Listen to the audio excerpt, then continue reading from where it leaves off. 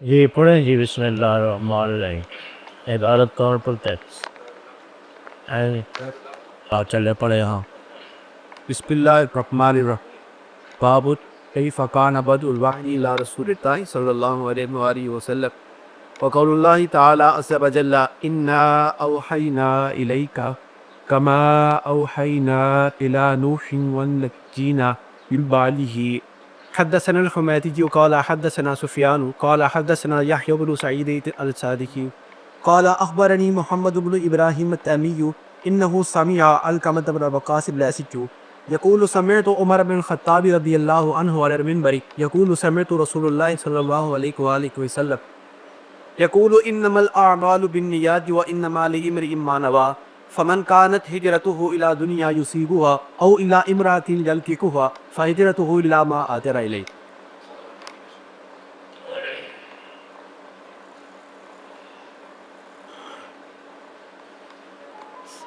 آپ کچھ لوگ یہاں سے تشریف لائے ہیں، پس منظر معلوم نہیں ہوگا۔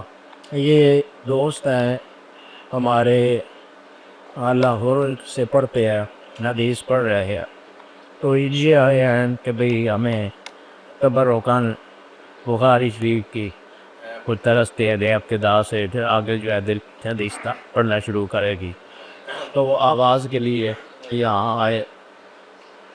تو قاضی عابد کا خیال تھا کہ یہاں جو اہل علم لوگ ہیں، دوست ہیں، محبت رکھنے والے ہیں، ان کو بھی اطلاع دے دینی چاہیے۔ چنانچہ اس نے اس کا جیسا تک اہتمام ہوا وہ کر دیے، شارٹس اور مختصر سا پروگرام ہے، اور اس لیے آپ تمام حضرات جو تشریف لائے ہیں، اللہ آپ کو اجر دے اور اللہ آپ کو حدیث کا اور قرآن کا ذوق اور لذت نصیب فرمائے۔ بخاری شریف حدیث کی ایک ایسی کتاب ہے کہ جس کی نظیر کوئی پیش نہیں کی جا سکتی ہے دنیا میں۔ بخاری کا جو مقام اور مرتبہ اور جو عزت اور وقار اللہ پاک نے اس کو عطا کیا، وہ کسی اور کتاب کو، حدیث کسی اور کتاب کو حاصل نہیں ہو سکا۔ یہاں تک کہا گیا کہ اصح الکتب بعد کتاب اللہ صحیح البخاری، اللہ کی کتاب کے بعد سب سے صحیح ترین کتاب وہ صحیح البخاری ہے۔ واقعی ہے بھی ایسا ہی ہے۔ اس اصول کے بارے میں میں تھوڑی دیر بعد اس کی وضاحت کروں گا، لیکن پہلے جو ہے حضرت امام بخاری جو ہیں، جو مصنف ہے اس کتاب کے، ان کے بارے میں مختصر سا تذکرہ کرنا چاہتا ہوں کہ امام بخاری کس قسم کی شخصیت جو ہے، اور اللہ پاک نے ان کو کس طرح نوازا تھا اپنی علاقوں اور اپنی نواز۔ امام بخاری بچپن ہی میں نابینے ہو گئے، بینائی چلی گئی تھی۔ ان کی والدہ بہت پریشان رہتی تھی، روتی رہتی تھی، اور ان کی بینائی کی بحالی کے لیے دعائیں کرتی رہتی۔ اللہ پاک کو ان کے اس رونے پر رحم آیا، اور ایک دن انہوں نے خواب میں دیکھا، حضرت ابراہیم علیہ السلام کو دیکھا۔ حضرت ابراہیم علیہ السلام اس سے کہہ رہے ہیں کہ بی بی تو بہت پریشان تھی اپنے بیٹے کی نظر چلے جانے کی وجہ سے، اور تو دعائیں کرتی رہتی تھی، تو اللہ پاک نے تیری دعا سن لی ہے اور تیرے بیٹے کی بینائی بحال ہو گئی ہے۔ تو اس کے بعد جب پیدار ہوئی ان کی والدہ مائدہ، وہ حضرت امام بخاری کی پیدار ہوئے تو ان کی آنکھیں کی بینائی ٹھیک ٹھاک تھی، صحیح اور نظر آ رہا تھا۔ تو اس طرح ان کا آغاز ہی ایک کرامت کے ساتھ ہوا، اس لیے ان کا حافظہ جو ہے وہ کوئی اللہ کا عطیہ تھا۔ ایسا حافظہ دنیا میں پھر کسی کا سنا نہیں گیا ہے۔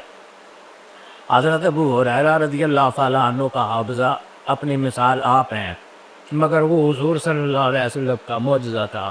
حضور صلی اللہ علیہ وسلم کے معجزے کی وجہ سے اور معجزانہ طور پر ان کو ایسا حافظہ اللہ پاک نے عطا کیا تھا کہ وہ کہتے ہیں کہ حضور صلی اللہ علیہ وسلم نے ایک دفعہ مجھے فرمایا کہ وہ رہا میں ابھی خطبہ دینے لگا ہوں، تم یہاں آگے بیٹھ جاؤ اور اپنی چادر جو ہے یہاں بچھا دو۔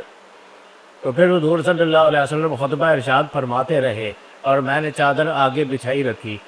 تو پھر جب حضور صلی اللہ علیہ وسلم فارغ ہوئے تو فرمایا کہ اس کو اٹھا کے تو اپنے سینے کے ساتھ لگا لو. اور اس سے پہلے حضور صلی اللہ علیہ وسلم نے اپنے خالی ہاتھوں سے ایسے اشارہ کیا تھا جیسے وہ چیز اس پہ ڈال رہے ہو. وہ کوئی غیر بری قوت تھی یا طاقت تھی، کیا چیز اڈیلی حضور صلی اللہ علیہ وسلم نے. بہرحال حضرت ابو ہریرہ کہتے ہیں کہ میں نے اس سے چادر کو اٹھا کر سینے کے ساتھ لگا لیا. فما رسید الشیم بعد ہو، پھر میں ساری زندگی کبھی کوئی شے نہیں کیا. تو وہ حضور صلی اللہ علیہ وسلم کا معجزہ تھا. ان کا بھی حضرت ابراہیم علیہ السلام کا معجزہ کہہ لے. خواب پہ حضرت ابراہیم علیہ السلام کا دیدار ہوا اور انہوں نے یہ بشارت دی. تو پھر ان کو اللہ پاک نے غیر معمولی حافظہ عطا کیا تھا. اس قسم کا حافظہ تھا کہ ان کے ایک ہم سبق کہتے ہیں کہ ہم اساتذہ کے پاس جایا کرتے تھے سننے کے لیے. امام بخاری کے ساتھ جایا کرتے تھے تو ہم اپنے کاغذ قلم اور کاپیاں لے کر جاتے تھے اور ان میں حدیثیں لکھتے تھے، پھر آپ تیار کرتے تھے. امام بخاری کے پاس نہ کوئی کاپی ہوتی تھی نہ کوئی قلم ہوتا تھا. تو کچھ دن گزرے تو ہم نے کہا کہ تھی آپ ایسے ہی آتے جاتے ہیں ہمارے ساتھ، جب آپ نے لکھنی نہیں ہے، یاد نہیں کرنی ہے، تو ہم مخواہ جانے کا کیا فائدہ. اس طرح سے تو جو سنی ہوئی بات ہوتی ہے وہ ایک کان سے داخل ہوتی ہے دوسرے کان سے نکل جاتی ہے. اس لیے آپ اس کی کچھ تحفظ اہتمام کریں، سارے دیکھتے ہیں، آپ بھی کچھ لکھا کریں کہ اب جا ہی رہے ہیں. تو یہ کام پہنچ رہے 16 دن گزر گئے. تو ہم کبھی میں کبھی دوسرا کوئی نہ کوئی کو کہہ دے رہا تھا کو اللہ دے بندے جب یاد نہیں کر رہے تو کیا سب سفس تیرے ہوتے. تو 16ویں دن انہوں نے کہا کہ بھئی تم نے تو مجھے سچی کر دیا اللہ کے بتو. اچھا آؤ تم نے جو حدیثیں لکھی ہیں لاؤ میں تمہیں زبانی سناتا. ہم وہ اپنی اپنی کاپیاں کھول کر بیٹھ گئے. اس دوران ہم نے 15,000 حدیثیں لکھی تھی. 15,000 حدیثیں لکھی تھی ہم نے. امام بخاری نے وہ سنانی شروع کی. وہ اللہ کی قسم کہ تو ذرا برابر انہیں غلطی واقعہ دی. 15,000 حدیثیں انہیں پوری کی پوری سمجھنا.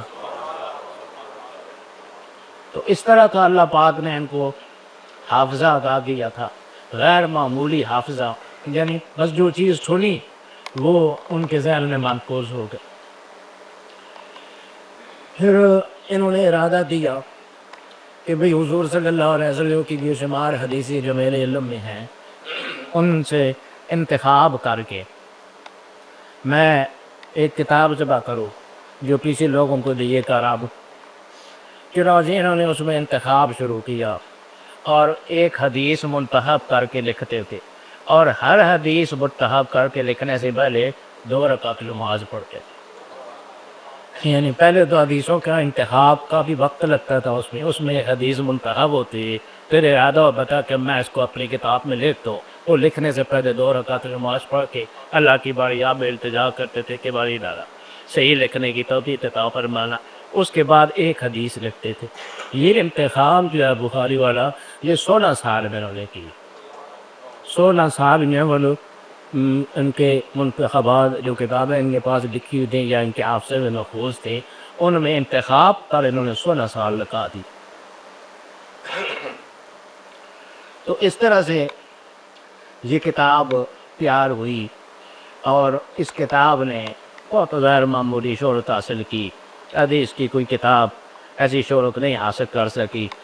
شرق و غرب میں، جنوب و شمال میں جو امام بخاری کو عزت اور وقار عطا ہوا اور ان کی کتاب کو جو عظمت حاصل ہوئی اس کی کوئی مثال نہیں ہے. حضرت احمد طوسی ایک بڑے محدث ہیں. وہ کہتے ہیں کہ میں امام شافعی رحمۃ اللہ علیہ کی کتاب کا درس دیا کرتا تھا. ایک دفعہ میں ادھر مکہ پاک میں حرم شریف میں سویا ہوا تھا کہ خواب میں حضور صلی اللہ علیہ وسلم کا دیدار ہوا. حضور نے فرمایا کہ کب تک شافعی کی کتاب پڑھا دے رہو گے اور کب تک اس کا درس دیتے رہو گے. میری کتاب کیوں نہیں پڑھاتے؟ میں نے کہا یا رسول اللہ آپ کی کتاب کون سی ہے؟ فرمایا صحیح بخاری۔ صحیح بخاری۔ تو اس طرح سے ان کو وہ بارگاہ نبوت میں قبولیت حاصل ہوئی اس کتاب کو، اور بہت غیر معمولی اللہ پاک نے اس کو پذیرائی عطا کی۔ اس کے بھی احادیث جمع کرنے کے لیے راویوں کی صحت اور ان کے کردار کے بارے میں امام بخاری نے جس حد تک چھان بین کی اور اپنے کردار کو بھی جس طرح محفوظ رکھا، دوسرے کے کردار کی بھی چھان بین کی، اپنے کردار کو بھی جس طرح سے محفوظ رکھا، وہ دونوں چیزیں مثالی ہیں۔ دوسروں کے کردار کے حوالے سے یعنی جس راوی میں کسی قسم طریقوں کی اشتباہ ہو اس کو وہ قبول نہیں فرماتے تھے۔ اس سلسلے میں انہوں نے ایک سفر کیا، ایک حدیث کا پتہ چلا تھا کہ کسی کے پاس ہے، اس آدمی کے پاس گئے، پہنچ گئے اس آدمی تک طویل سفر کا کی۔ جب وہ وہاں پہنچے تو وہ آدمی جو روایت بیان کرتا تھا اس کا گھوڑا بھاگ گیا تھا۔ اس نے اپنے گھوڑے کو پکڑنے کے لیے ایسے جولی آگے پھیلائی، گھوڑے نے یہ سمجھا کہ اس پہ چارہ ہے، گھوڑا چلا آیا اس کی طرح، اس نے پکڑ لیا۔ امام بخاری نے یہ منظر دیکھا، فرمایا جو آدمی گھوڑے کو دھوکہ دے سکتا ہے اس کے بارے میں کوئی یقین نہیں کیا جا سکتا ہے کہ حدیث صحیح کی آتا ہے۔ وہیں سے واپس آ گئے، طویل سفر کر میں گئے تھے، حدیث نہیں سنی۔ اور اپنا اللہ پاک نے اپنے کردار کے تحفظ کا ایسا ان کو عجیب و غریب ملکہ عطا فرمایا تھا، اور اس سلسلے میں یہ اتنا اہتمام کرتے تھے۔ ایک دفعہ یہ سفر پر جا رہے تھے، کشتی میں سوار ہوئے تو کشتی آگے چلی گئی، سمندر میں دور تک چلی گئی،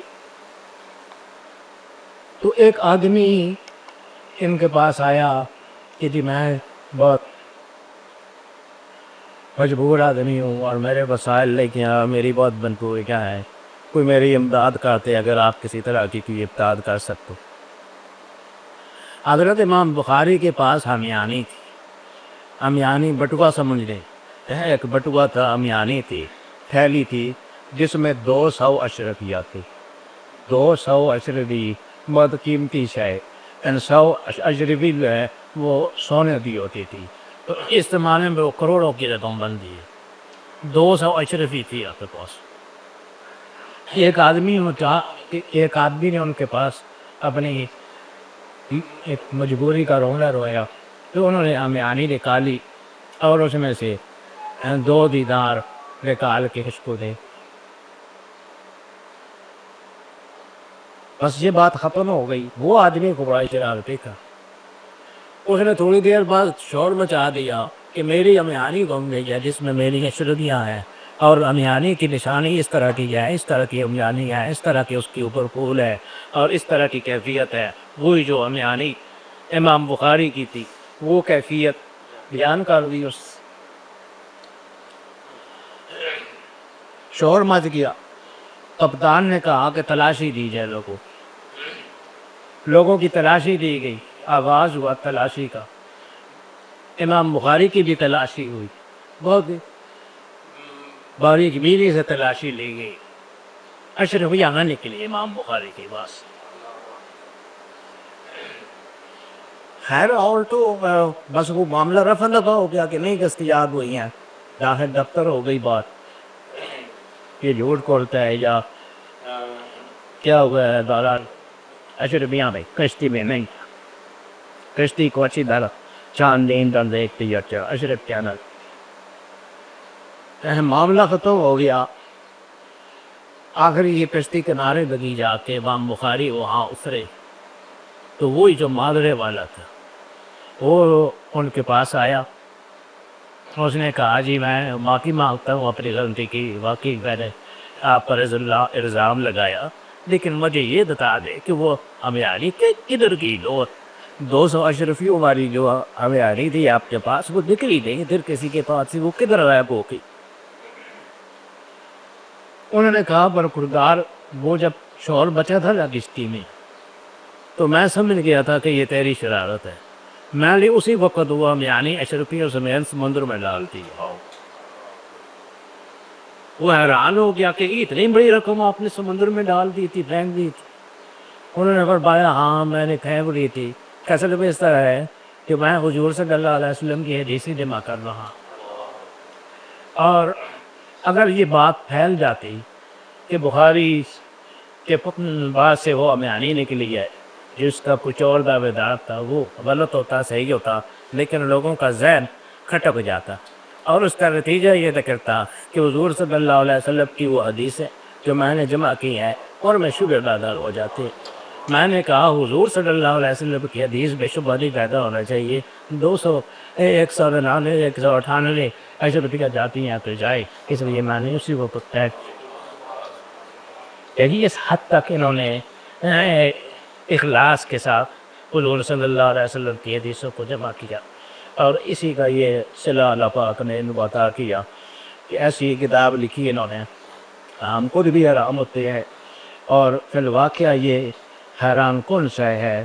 یہ امام بخاری اس کی ہر چیز پر مستقل کتابیں لکھی گئی ہیں، اس کے باب پر، اس کے درج بدل باب پر، اس کی تشریحیں، باب کی متن کے ساتھ مطابقت، اس کی شرح، اور یعنی اس کا ہر پہلو جو ہے اس پر مستقل کتابیں لکھی ہوئی ہیں. اور ایک غیر معمولی قسم کی کتاب ہے حدیث میں. تو اللہ پاک نے ہمیں یہ سعادت بخشی، اور ان نوجوانوں کو یہ سعادت بخشی، اور تمام لوگوں کو یہ سعادت بخشی اس عظیم کتاب کی. پہلی حدیث جو ہے وہ ہم سماعت کر رہے ہیں اور بیان کر رہے ہیں. حضور صلی اللہ علیہ وسلم کا فرمان اصطلاحی طور پر حدیث جو ہے، حدیث ہر اچھی بات کو اچھی کیا ہر بات گفتگو بات سے یہ حدیث کہلاتی ہے. اس طرح سے قرآن شریف بھی حدیث ہے. ما کان حدیث یفترا، اللہ پاک نے فرمایا یہ کوئی افترا شدہ حدیث نہیں ہے. اور اللہ نزل احسن الحدیث کتاب متشابہ، اللہ پاک نے بہترین حدیث نازل فرمائی اور وہ کتاب متشابہ. تو مطلب یہ ہے کہ احسن الحدیث وہ کتاب اللہ ہے. لیکن اصطلاحی طور پر حدیث کا اطلاق حضور صلی اللہ علیہ وسلم کے قول پر حدیث رسول ہے. حدیث رسول کا اطلاق حضور صلی اللہ علیہ وسلم کے قول، حضور صلی اللہ علیہ وسلم کے فعل، اور حضور صلی اللہ علیہ وسلم کی تقریر. تقریر سے مراد خطاب نہیں ہے. ہم جو تقریر سے مراد خطاب لیتے ہیں تقریر کی بلا آدمی نے، لیکن تقریر سے مراد کسی چیز کو مقرر رکھنا اور برقرار رکھنا ہے. یعنی 3 قسم کی چیزیں ہیں وہ ساری حدیث رسول میں شمار ہوتی ہیں. ایک یہ کہ حضور صلی اللہ علیہ وسلم چھو چیز فرمائی کو زبان کے ساتھ. دوسری یہ کہ حضور صلی اللہ علیہ وسلم نے کیوں کام کیا ہو، وہ بھی حدیث رسول ہے. قول رسول فعل رسول. یا یہ کہ حضور صلی اللہ علیہ وسلم کے سامنے ایک کام ہوا اور آپ نے انکار نہیں کیا، آپ نے ناپسند نہیں کیا، اس کو برقرار رکھا اس کو، تو وہ تقریر ہے. تو یہ تقریر رسول، فعل رسول اور قول رسول، ان سب کو حدیث کہا جاتا ہے، حدیث رسول کہا جاتا ہے. تو حدیث رسول جمع دی حضرت امام بخاری نے، اور ان کے علاوہ باقی محدثین نے بھی یہ کام کیا، اور ان کو یہ اعزاز حاصل ہے کہ ان کی کتاب جو ہے وہ اور ساری کتابوں سے بالا تر قرار پائی اور بہتر قرار پائی. اب ایک مسئلہ ہے وہ سمجھنے کا ہے، اہل علم کے سمجھنے کا ہے. وہ یہ کہ بخاری ہو یا کوئی اور کتاب ہو، ان کی روایتوں میں یہ بڑی الجھن ہے کہ ان کی روایتوں میں شیعہ بھی پائے جاتے ہیں. ان کے راوی جو روایت کرنے والے ان میں شیعہ بھی ہیں، بڑے اکابر شیعہ ہیں، ان میں خارجی بھی ہیں، ان میں معتزلہ بھی ہیں، ان میں جومیہ، قدریہ اور دیگر نقطہ نظر کے لوگ بھی ہیں. تو مختلف جتنے بدعقیدہ فرقے ہیں وہ سارے راوی ان کتابوں میں پائے جاتے ہیں، خود بخاری میں پائے جاتے ہیں. تو اب یہ ایک خاصی الجھن والی بات ہے کہ اتنا حدیثوں کے بارے میں اہتمام اور ان کے عقائد سے صرف نظر یہ بات عجیب سی ہے، پریشان کون ہے کہ انہوں نے کیوں اس طرح سے کیا اور اس مسئلے میں کیوں انہوں نے نرمی برتی۔ اس سلسلے میں بعض محدثین نے یہ توجیہ نکالی ہے کہ بدعقیدہ قسم کے لوگ دو طرح کے ہوتے ہیں۔ ایک وہ ہوتے ہیں جو داعیہ میں، یعنی وہ برائی کی طرف دعوت دینے والے، اپنی عقیدے کی طرف دعوت دینے والے لوگوں کو اصرار کر کے اپنی طرف بلانے والے، وہ لوگ جو بڑے ان سے نہیں دیتے ہیں۔ محدثین جو ہیں وہ کمتر درجے کے شیعوں سے اور کمتر درجے کے خارجیوں سے تو لیتے ہیں، لیکن جو کٹر شیعی ہیں یا کٹر خارجی ہیں ان سے نہیں لیتے۔ اس طرح سے محدثین نے کچھ گنجائش پیدا کی، لیکن عمل صورت حال یہ ہے کہ اس طرح سے نہیں ہے۔ ان میں کٹر شیعہ، کٹر خارجی، بڑے بڑے داعیے ان راویوں میں موجود۔ مثال کے طور پر عمران بن حطان، عمران بن حطان ایک خارجی راوی ہے۔ خارجی وہ ہے جو حضرت علی کو ناپسند کرتے ہیں۔ حضرت علی کو شہید بھی ایک خارجی نے دیا تھا، عبد الرحمن ابن مرجن اس کا نام تھا۔ وہ کسی لڑکی پر عاشق تھا۔ اس لڑکی نے کہا کہ میرا بار یہ ہے کہ 3000 روپیہ، ایک غلام، ایک لونڈی اور علی کا قطرہ، یہ 4 چیزیں میرا مال، یہ 4 چیزیں جو ابھی پورا کرے گا 3000 روپیہ دے گا، ایک لونڈی دے گا، ایک غلام دے گا اور علی کو قتل کرے گا، یہ میرا مال ہے۔ وہ بھی خارجی عورت تھی جس پر وہ عاشق تھا۔ تو اس نے ساری چیزوں کا بندوبست کیا اس کے ساتھ شادی کے لیے، اور حضرت علی کرم اللہ وجہہ کی شہادت بھی اس بندوبست کے ہاتھوں سے ہوئی۔ لیکن یہ خارجی لوگ جو ہیں یہ اس کو اچھا سمجھتے ہیں، اس عبد الرحمن ابن ملجم کو اچھا سمجھتے ہیں کہ اس نے حضرت علی سے لوگوں کی جان چھڑائی، کیونکہ وہ مخالفت تھی۔ خارجی وہ لوگ تھے جن کو حضرت علی نے جنگ نہروان میں قتل کیا تھا، تو اس لیے خارجی ان کے ساتھ دشمن تھے۔ تو یہ عبد الرحمن بن ملجم ان خارجیوں میں سے ایک تھا۔ عمران بن حطان جو ہے، جو راوی ہے بخاری کا، یہ اس درجے کا خارجی ہے کہ یہ اس عبد الرحمن کی تعظیم کرتا ہے، اس کی عظمتیں بیان کرتا ہے اور کہتا ہے یا برپتم من بقی ما ارادتها الا لیبلغ من ذی العرش رضوان۔ کیا ضرب تھی، میں بقی کے ایک آدمی تھی، ما اراد بها، اس کا کچھ ارادہ نہیں تھا، الا لیبلغ من ذی العرش رضوان، مگر اللہ کی رضا مطلب تھی۔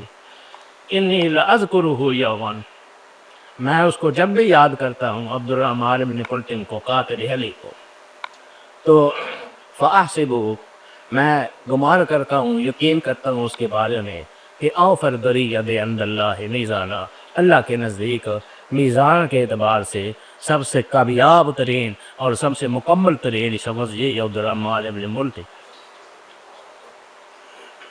اگر تو اس وقت یہ تو محدث تھے طبری، انہوں نے اس کا جواب دیا تھا، انہوں نے کہا تھا انی لاذکرہ یوما وعلن عمران ما، میں اس کو یاد کرتا ہوں جب بھی عبد الرحمن بن ملجم کو تو لاز پر لاز 100 لعنتیں بھیجتا، وعلن عمران وحطان، اور عمران اور اس کے اب حطان، ان پر بھی میں لعنتیں بھیجتا ہوں۔ سنی حضرات نے اس وقت بھی تبدیل کی تھی، لیکن اس کے باوجود یہ بخاری کی راویوں میں سے ہے، بخاری اس سے روایت لیتی ہے۔ اسی طرح شیعہ، بڑے بڑے اکابر شیعہ جو حضرت معاویہ کو، حضرت عمرو بن عاص کو، صحابہ کرام کو اچھا نہیں سمجھتے تھے، غالی تھے، متشدد تھے، وہ بھی روات ہے بخاری کے۔ تو ایسا کیوں ہوا؟ میرے کہنے کا مقصد یہ ہے کہ محدثین یا محدثین کے دفاع میں جو لوگ یہ کہتے ہیں کہ انہوں نے ہلکے درجے کے شیعوں سے لیا یا ہلکے درجے کے خارجیوں سے لیا، یہ درست نہیں ہے بات۔ انہوں نے کٹر انتہائی متشدد خارجیوں سے بھی روایتیں دی ہیں اور انتہائی متشدد شیعوں سے بھی روایتیں کی۔ تو اصل میں مسئلہ یہ ہے کہ اس وقت ان کے ذہن میں ان کا مد نظر یہ تھا کہ حضور صلی اللہ علیہ وسلم کی احادیث کا تحفظ، حضور صلی اللہ علیہ وسلم نے جو کچھ فرمایا ہے اس کو جمع کرنا اور اس کو ترتیب دینا، تحفظ حضور صلی اللہ علیہ وسلم کی احادیث کا۔ اس میں انہوں نے صرف ایک بات کو ملحوظ رکھا کہ راوی صدوق ہو، سچا ہونا چاہیے، عقیدہ اس کا جو بھی ہے، نظریہ اس کا جو بھی ہے، خارجی ہے، شیعہ ہے، معتزلہ ہے، جہمیہ ہے، قدریہ ہے، جو بھی ہے، لیکن سچا ہو۔ اس لیے جو بھی راوی ہیں گے وہ خارجی ہو یا شیعہ ہو، سب کے بارے میں متفق ہے محدثین کہ صدوق ہونا ہے، سچا ہے پکا شیعہ مگر ہے سچا ہے پکا خارجی لیکن ہے سچا ہے۔ انہوں نے صرف ایک چیز ملحوظ رکھی کہ صدوق یعنی سچا ہوا آدمی، بس جو آدمی سچا ہوتا ہے، جس آدمی کے کردار میں سچائی پائی جائے اور نظریہ اس کا جو بھی ہے لیکن اس کے قول و عمل میں کذب نہ ہو، کذب شامل نہ ہو، بس اس کو انہوں نے پسند کیا۔ اور یہ آج کل جو سلسلہ ایک دوسرے کو کافر کہنے کا اور ایک دوسرے کو مرتد کہنے کا چلا ہے، یہ اس زمانے میں نہیں تھا۔ اس لیے انہوں نے صرف ایک ہی بات ذہن میں رکھی کہ صدوق ہو، سچا ہو۔ اب وہ اگر صدوق نہیں ہے تو وہ سنی کی روایت بھی نہیں لی ہے، یہ جھوٹ بولتا ہے، اور اگر صدوق ہے تو وہ خارجی کی بھی لے لی ہے، شیعہ کی بھی لے لی ہے۔ اصل مقصد یہ تھا کہ حضور صلی اللہ علیہ وسلم کی حدیثوں کو تحفظ دیا جائے۔ اگر یہ وسعت ظرف نہ اختیار کرتے محدثین تو ایک بڑا ذخیرہ حدیث کا رہ جاتا۔ اس وجہ سے کہ اس کا تیار کرنے والا خارجی ہے یا شیعہ ہے تو بڑا حدیث کے ایک بڑے ذخیرے سے معروم ہو جاتے۔ اس لیے انہوں نے یہ نہیں دیکھا کہ اس کا نظریہ کیا ہے، یہ دیکھا کہ وہ سچ بولتا ہے، یہ سچ نہیں بولتا ہے۔ سچائی کی جب ان کے نزدیک جب محقق ہو گئی، ثابت ہو گئی، پھر وہ خواہ شیعہ ہے اس سے بھی لے لیا روایت، وہ خارجی ہے اس سے بھی روایت لے لیا۔ تو اس طرح سے یہ کتابیں مرتب ہوئیں، اور یہ شیعہ اور خارجی اور متعدد دوسرے راویوں کے باوجود یہ کتاب تیار ہوئی، اور اس کے باوجود کہ اس میں ہر قسم کے راوی پائے جاتے ہیں، اس کے بارے میں یہ تقریباً متفقہ بات ہے اور اجماعی بات ہے کہ اصح الکتب بعد کتاب اللہ صحیح البخاری۔ اصح الکتب صحیح کتاب یعنی حضور صلی اللہ علیہ وسلم کی نسبت، حضور صلی اللہ علیہ وسلم کی طرف حدیثوں کی نسبت کے حوالے سے صحیح کتاب جو ہے وہ صحیح البخاری ہے۔ انہوں نے نظریات کو مد نظر نہیں رکھا۔ آیات صدریجہ میں بڑے حضرت صاحب کا ایک جواب کسی کو جواب دے رہے ہیں، اس کے سلسلے میں وہ فضائل صدیق اکبر وغیرہ جو بیان کی، کسی شیعہ زیر کا شخص تھا، وہ فضائل بیان کیے تو پھر خود ہی سوال کیا کہ بھئی یہ اتنی آپ نے حدیثیں لکھی ہیں، یہ تو سنی راویوں کی ہیں، تو سنی راویوں نے ہو سکتا ہے اپنی مرضی کے مطابق صدیق اکبر کے فضائل گاڑ لی ہوئی، شیعہ حضرات اس کو کیسے تحقیق کریں گے؟ تو انہوں نے شیعہ کتابوں سے چند حدیثیں لکھی ان کے فضیلت کی، اور بعد میں کہا کہ اصل بات یہ ہے کہ روایت کے صحیح ہونے میں دار و مدار اس چیز پر ہے کہ راوی سچا ہے یا سچا نہیں ہے، شیعہ ہونا یا نہ ہونا، یا سنی ہونا یا نہ ہونا یہ نہیں ہے۔ یہی اصول شیعہ علماء کے نزدیک بھی ہے، ان کے نزدیک بھی سنی راوی کی روایت قبول ہوتی ہے اگر وہ سچا لاسوی ہو۔ وہ سنی کو لاسوی کہتے ہیں، خواہ وہ لاسوی ہو۔ کئی راویوں کے بارے میں لکھتے ہیں کہ صدوق ثقۃ علی نصب فی، سیر اسماء الرجال کا اگر آپ مطالعہ کریں تو اس میں لکھا ہوتا ہے یہ سچے ہے، صدوق پر یہ راوی جو ہے ثقہ ہے، صدوق ہے، علی نصب فی، باوجود اس کے کسی خالصیت پائی جاتی ہے لیکن ہے سچا ہے۔ بہائے نہیں اسی طرح سنی روایات جو ہے ان میں نیچے بات ہے۔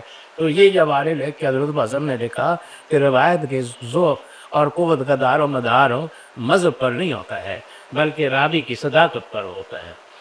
تو راوی جو صادق ہو، وہ شیعہ ہو یا خارجی ہو، ہم اس کی روایتیں قبول کرتے ہیں۔ اسی طرح روایت راوی جو صادق ہو اس کی روایت شیعہ حضرات بھی قبول کرتے ہیں، اس لیے کہ شیعہ حضرات کسی روایت کو اس وجہ سے رد نہیں کرتے ہیں کہ یہ سنی ہے، جب تک اس کی صداقت پر اعتراض نہ ہو۔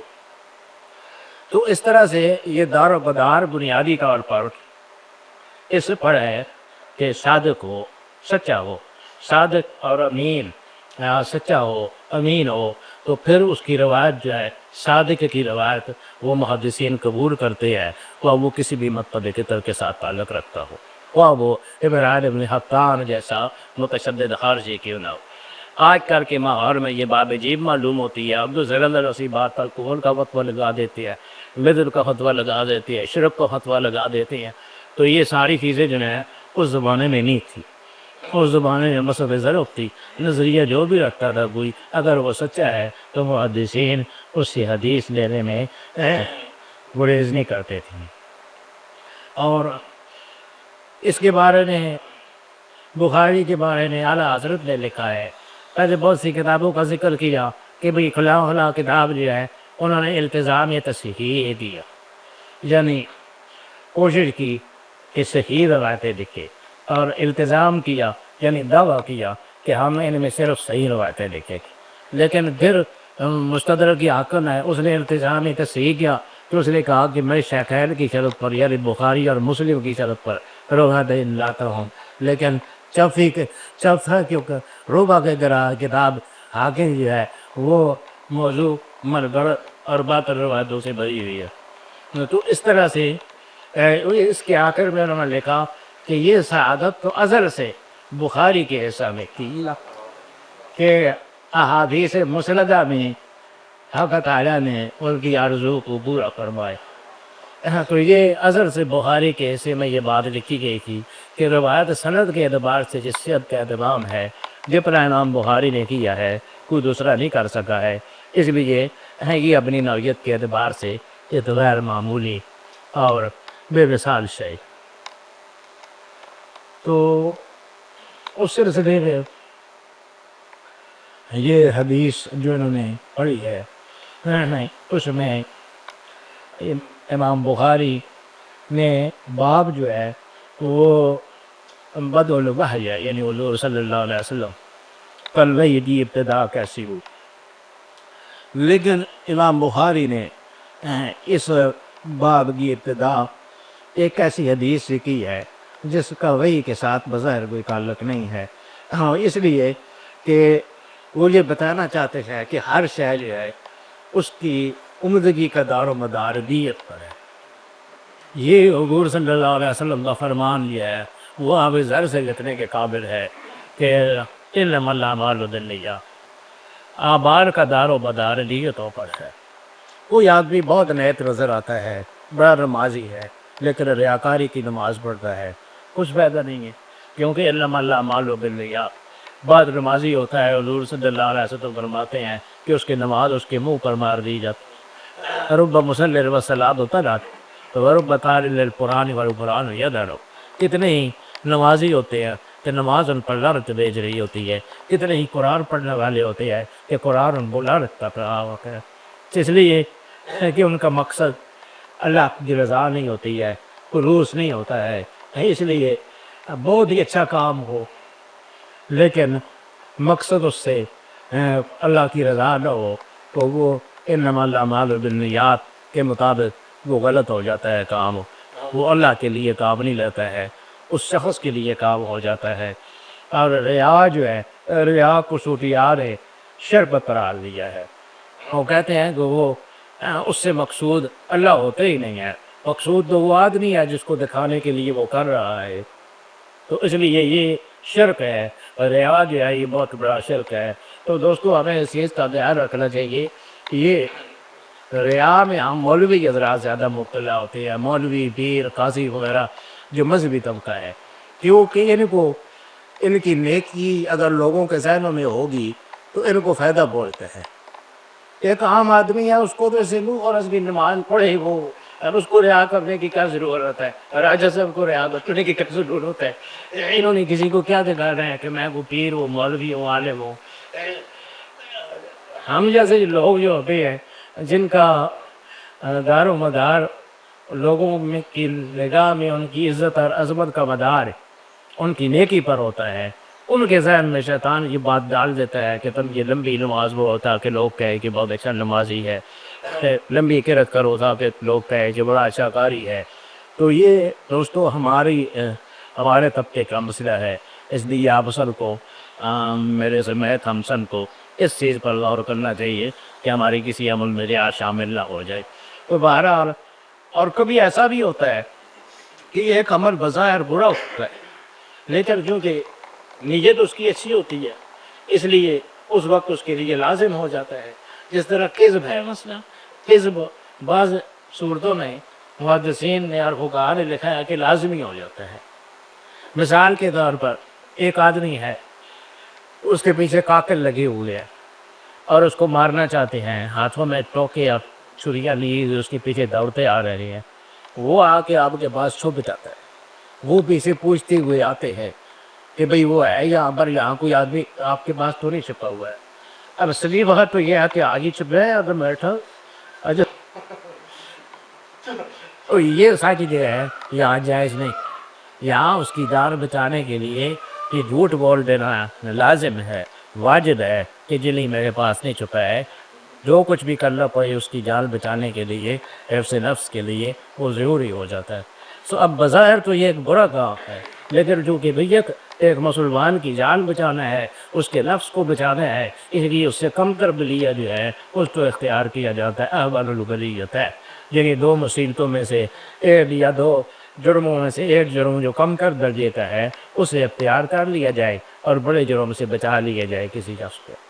تو یہ سارا جو ہے یہ نیت کے دار و مدار ہے، اس لیے حضور صلی اللہ علیہ وسلم نے فرمایا کہ انما الاعمال بالنیات، اعمال کا دار و مدار نیتوں پر ہے، اور وَلِكُلِّ امْرِئٍ مَّا نَوَىٰ، اور ہر آدمی کے لیے وہی کچھ ہے، اجر اسی کا بنے گا جو اس نے نیت کی ہے، اور جس طرح کی نیت کی ہے اسی کے مطابق انجام بھی ہوگا۔ اچھی نیت کی ہے اچھا انجام ہوگا، بری نیت کی ہے اور کام بری نیت سے کیا ہے تو اس کا بھی انجام اس کے مطابق ہوگا۔ تو اس کے بعد حضور صلی اللہ علیہ وسلم نے بطور وضاحت سی بات بتائی کہ فَمَنْ كَانَ فَهِجْرَتُهُ إِلَى اللَّهِ وَرَسُولِهِ فَهِجْرَتُهُ إِلَى اللَّهِ وَرَسُولِهِ، یعنی جس کی نیت ہجرت الی اللہ و رسول ہی ہو، ہجرت اس نے کی اور نیت بھی یہ تھی کہ میں اللہ کے لیے اپنا وطن چھوڑتا ہوں، اپنا ملک چھوڑتا ہوں، اپنا علاقہ چھوڑتا ہوں، تو یہ ہجرت اللہ کے لیے ہوگی اور رسول کے لیے ہوگی۔ ومن كانت ہجرتہ، اور اگر ہجرت کسی دنیاوی کام کے لیے کی، کسی عورت کے لیے یا کسی مال کے لیے یا کسی اور غرض کے لیے، نام اس کا ہجرت رکھا، ہجرت کی آڑ میں وہ سفر کیا اور اصل ذہن یہ تھا کہ فلاں عورت کے ساتھ شادی کرنی ہے یا فلاں مال حاصل کرنا ہے، یا تو اس صورت میں اس کو ہجرت کا کوئی اجر نہیں ہوگا، کیونکہ اس نے کی نیت ہی وہ شے نہیں تھی۔ نیت جس قسم کی ہوگی اسی قسم کا اس کے مطابق اجر مرتب ہوگا۔ تو اس لیے دوستو اس حدیث کی بنیادی تعلیم یہی ہے کہ اخلاص نیت، کوئی بھی کام ہو فاعبد اللہ مخلص اللہ الدین، اللہ کی عبادت کرو، خالص دین اس کے لیے ہو، خالص اس کی رضا مطلوب ہو، اور کوئی آدمی مطلوب نہ ہو، اس کو خوش کرنا مطلوب ہو، تو وہ عمل جو ہے وہ صحیح ہے۔ انما الاعمال بالنیات، اعمال کا دار و مدار نیتوں پر۔ اور اسی بخاری شریف کو امام بخاری نے ختم کیا، وہ یہ ختم جس بخاری کو جس حدیث پر کیا امام بخاری نے، یہ پہلی حدیث ہے اس کی، اور ختم اس کو کیا اس پر کہ حضور صلی اللہ علیہ وسلم نے فرمایا کلمتان خفیفتان علی اللسان ثقیلتان فی المیزان حبیبتان الی الرحمن سبحان اللہ و بحمدہ سبحان اللہ العظیم۔ دو کلمے ہیں حضور صلی اللہ علیہ وسلم نے فرمایا خفیفتان علی اللسان، زبان پر بہت خفیف ہے، ادائیگی بڑی آسانی سے ہو جاتی ہے، کوئی تکلف نہیں ہے، کوئی اشکال اس میں نہیں ہے، کبھی بتانے علی اللسان۔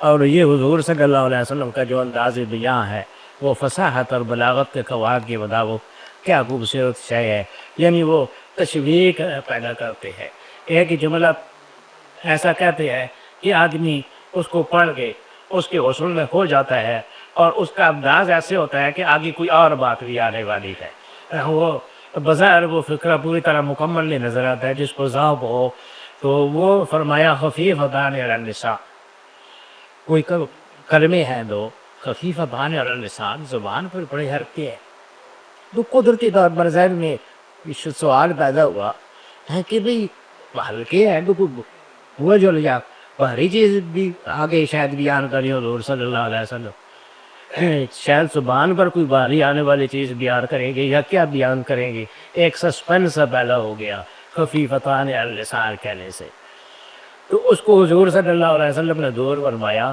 ثقیلتان فی المیزان، یعنی ہیں زبان پر تو بڑے ہلکے ہیں، ثقیل بھی ہے، لیکن میزان میں جب قیامت میں اعمال کا وزن ہوگا تو اس وقت میزان میں بہت ثقیل ہو۔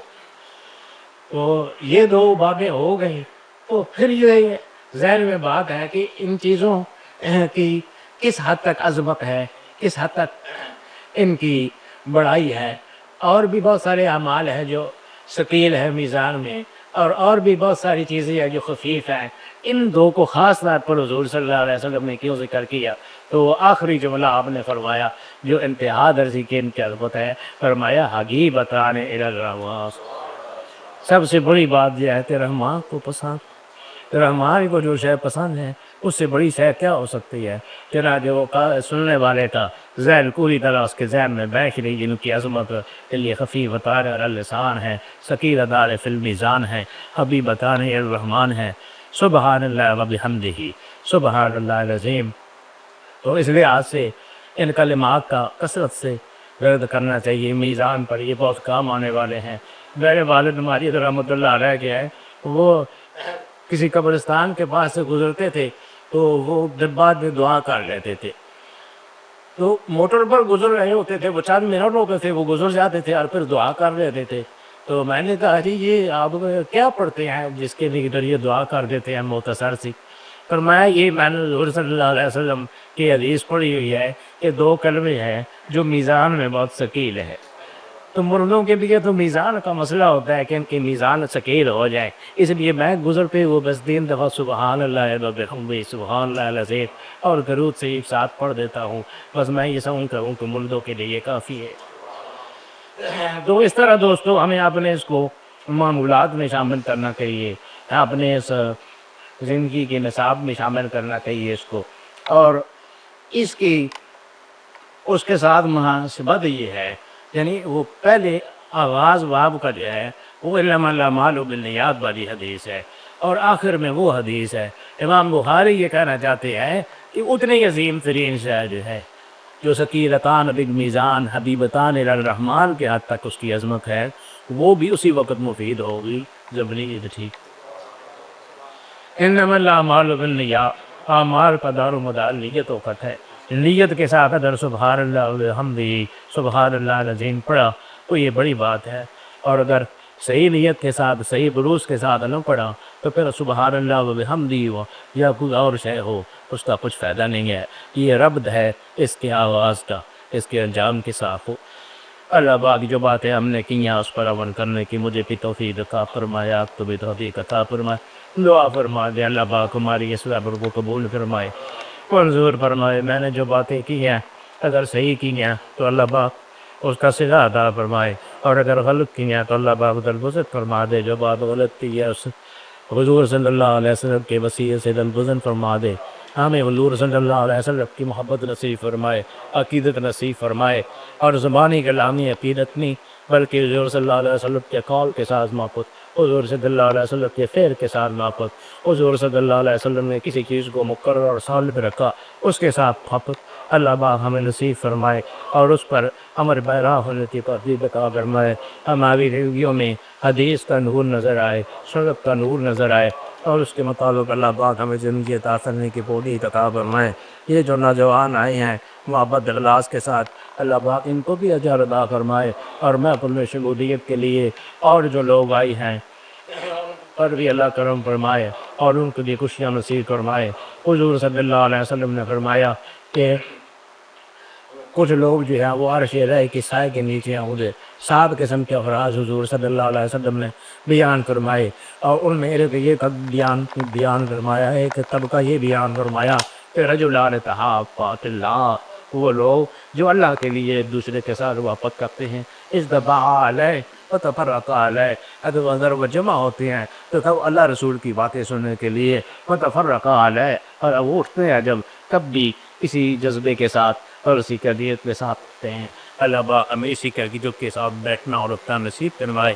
وصلی اللہ علیہ سیدنا مولانا محمد علیہ وصحبہ اجمعین۔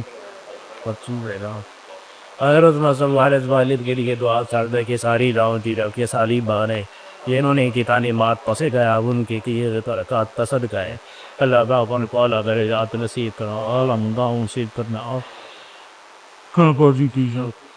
آپ رب میں جو اعلیٰ درجات ہیں جنت الفردوس کے وہاں ان کو ٹھکانہ نصیب کرو۔